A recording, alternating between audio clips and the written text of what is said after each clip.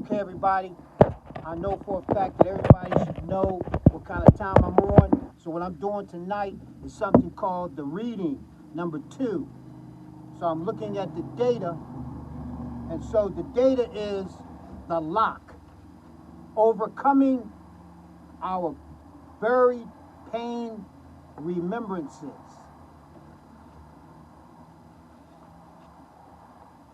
Three magic words. Thought habits of the conscious mind shaped John Jones' life. He thought he was hemmed in by circumstance, and so he became, so that even with the circumstance dissipated of its own accord, he still could not stir away from his own conception of his position. He harbored a resentment toward his mother until it grew within him in the form of a tumor to end his life, even as he was wishing his life ended through his own attitudes of defeat. These are conceptual habits of the conscious mind are the greatest bar to man's discovery of himself. Let me say that again. Conceptual habits of the conscious mind are the greatest bar to man's discovery of himself. So, the title is, The Same Power Brings Both Good and Evil. If you have engaged in competitive athletics, you have seen a sign on the locker room wall that read, a team that won't be beat can't be beat. And you know that a team that understood the meaning of that sign was a winner.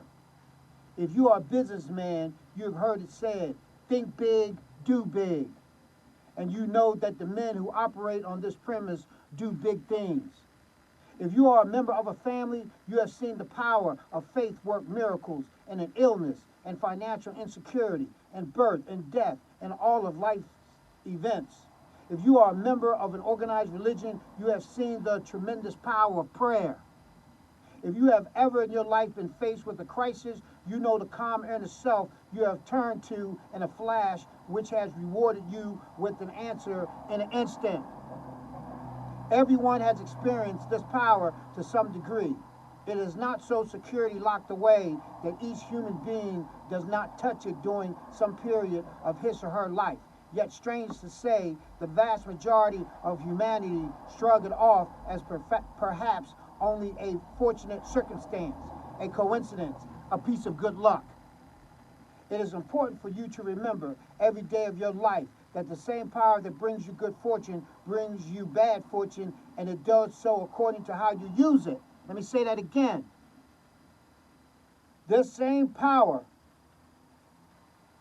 brings you good fortune or bad fortune based on how you use it.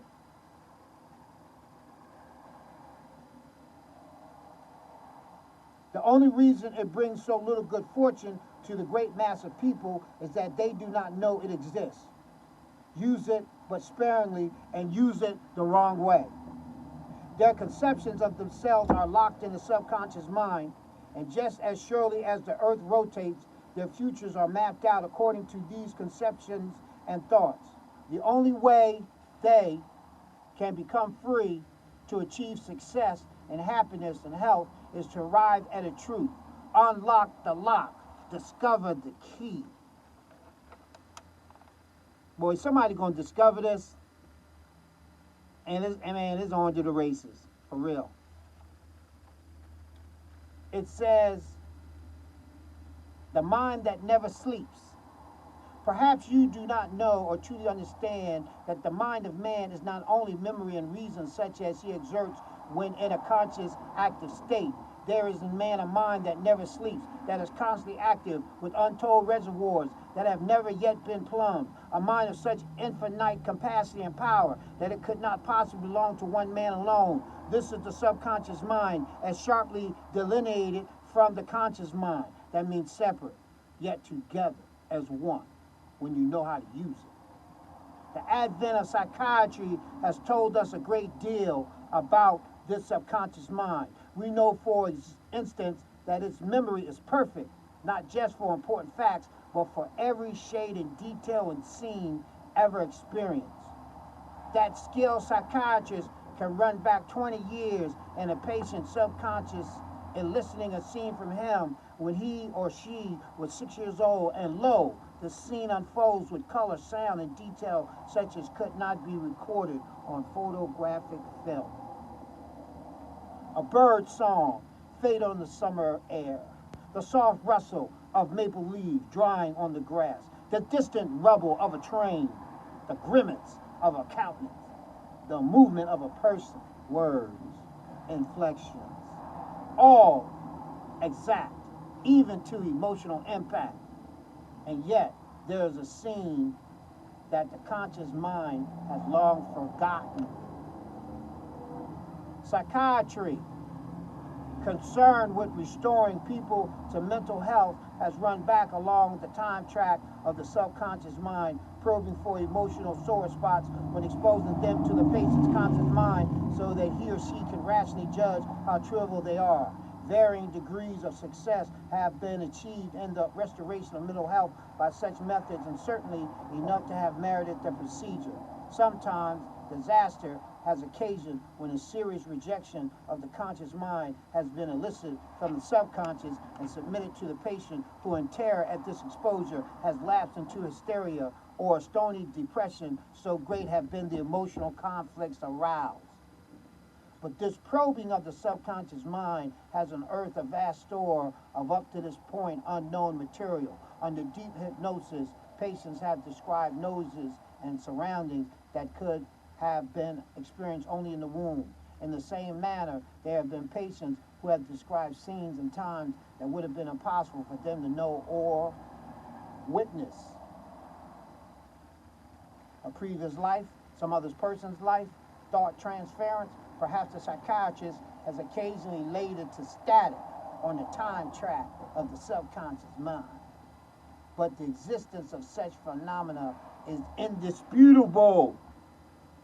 It's indisputable. That's what's making Umbrella come up. My family ain't gonna believe me. My niece told me, she said, Uncle Bobby, stop talking about yourself. Be kind. I'm learning how to be quiet, but I'm trying not to watch the pot boil, because this thing is on and popping. I can't even tell you what I'm even shopping for, because you wouldn't believe it. But somebody going to get these tapes, and they're gonna be like, "Yo, let me just ask a question. Where's the brother at? What is he doing?" See, and I intend to be visible, because I know what my exit plan is. I found my purpose. Let me get to the rest. What a powerful, stupendous toy this subconscious mind is turning out to be.